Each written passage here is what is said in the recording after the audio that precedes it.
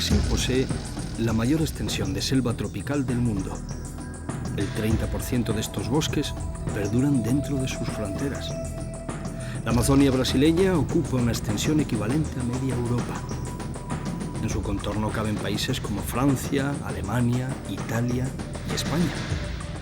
Un laboratorio verde y descomunal de más de 5 millones de kilómetros cuadrados que ocupa el 60% del territorio de Brasil.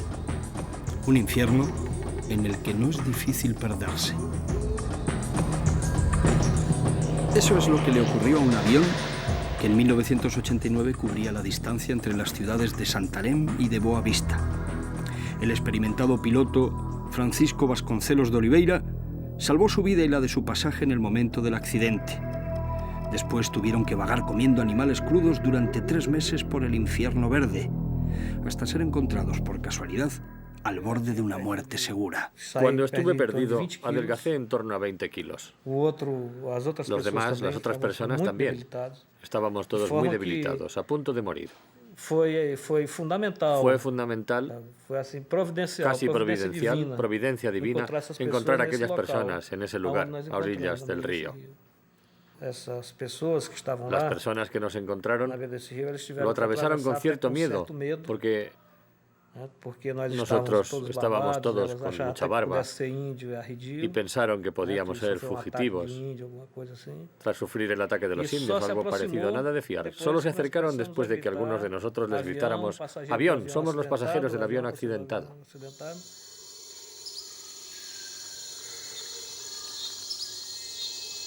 La selva en la que se perdió Fran es una trampa verde en la que el gobierno de Brasil reconoce que han desaparecido decenas de aeronaves en las últimas décadas. Un infierno arbolado de gigantescas proporciones al que conviene no subestimar, pero bonito, muy bonito.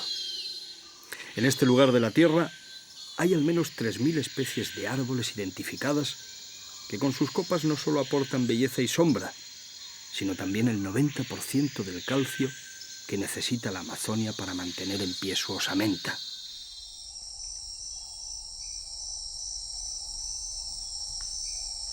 Árboles grandes y pequeños, floridos y parcos, reino vegetal hasta el hartazgo.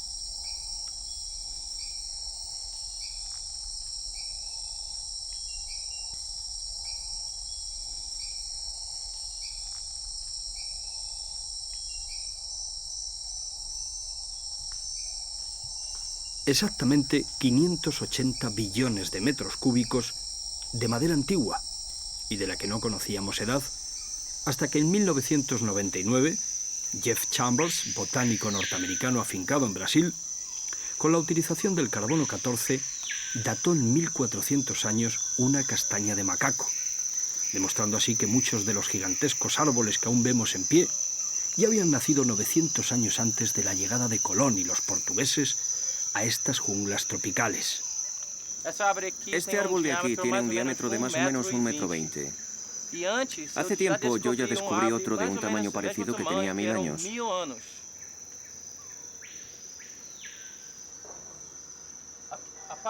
Esta es la parte que nos interesa, el centro del árbol. Jeff es uno de los hombres de ciencia a los que conoceremos en esta serie. Su novedoso trabajo nos ayuda a entender mejor la antigüedad de este ecosistema único. Aquí podemos ver el primer anillo, justo el del centro. El carbono que está aquí es la parte más vieja del árbol. Todo este carbono fue creado cuando el árbol era muy pequeño, cuando era solo un plantón. Para hacer la prueba del carbono 14, solo se precisan 4 miligramos. Eso realmente es suficiente para conseguir saber la edad. Solo esta pequeña parte, exactamente la del centro. Este árbol de aquí probablemente tiene entre 700 y 1200 años.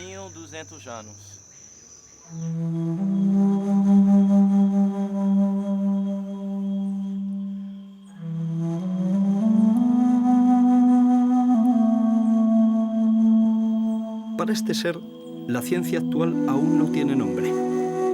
Una excentricidad más de la selva amazónica. Albergar a miles de hijos anónimos sin descubrir ni describir por la ciencia.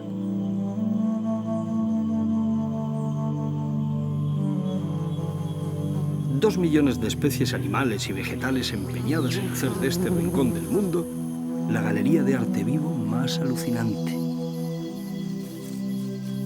Solo están clasificados y catalogados el 30% de los seres vivos amazónicos. Pero lo hermoso es saber que aún son más los que se ocultan a los ojos, las lupas y las jaulas de la ciencia occidental. Todas las ramitas tienen corazón en estas junglas. Todas van al mismo paso.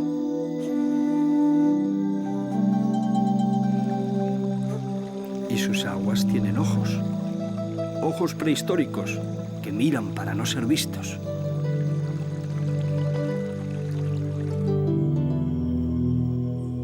Cuántas cosas hermosas se está perdiendo el hombre blanco dándole la espalda a la Amazonia. Para los indígenas esta oruga con aspecto de chuchería es una vigit. La entomología científica no conoce ni el género al que pertenece. Parece de silicona.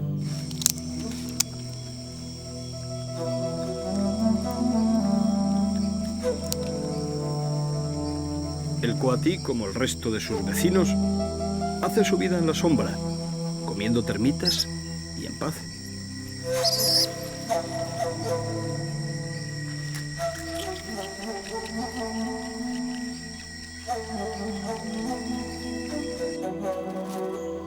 Por muy insignificantes que nos parezcan, aun pareciéndonos algunos seres vivos repulsivos y prescindibles, no debemos olvidar que todos cumplen una función y ahora solo precisan de nuestra sensibilidad para seguir existiendo.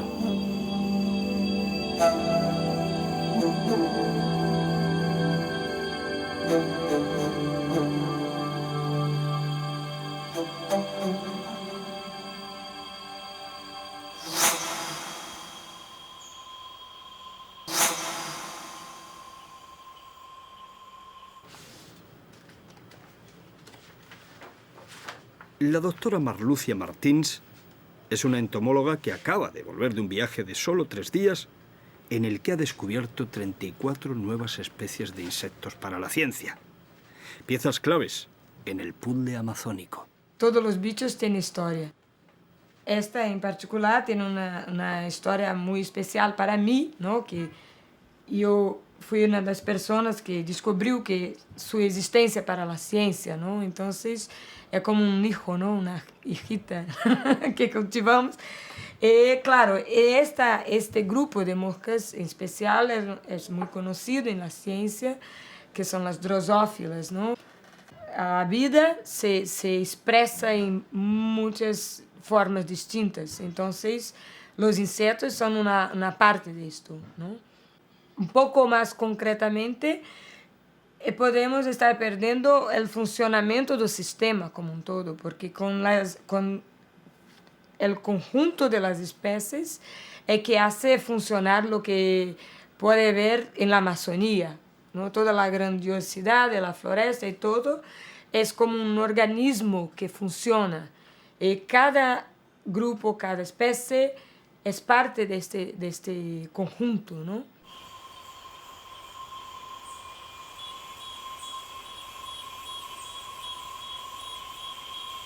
En las selvas de Mocambo, las hormigas gigantes mandan.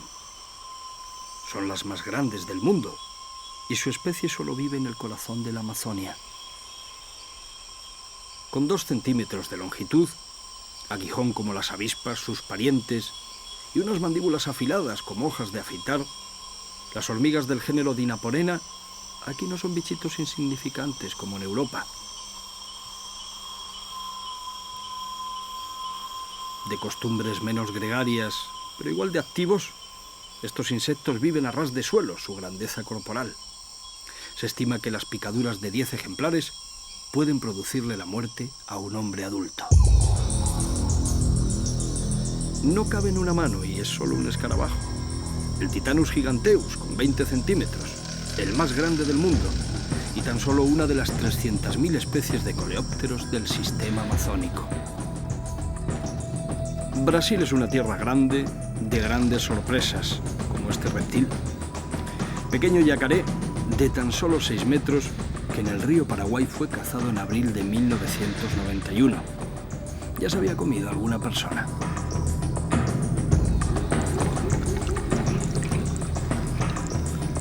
En el agua también se siente cómoda.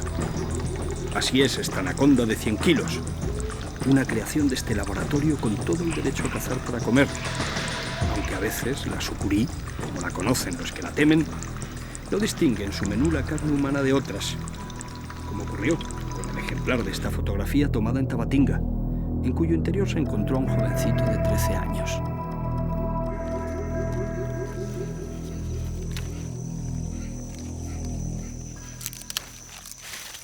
El entarimado de la selva cruje a su paso.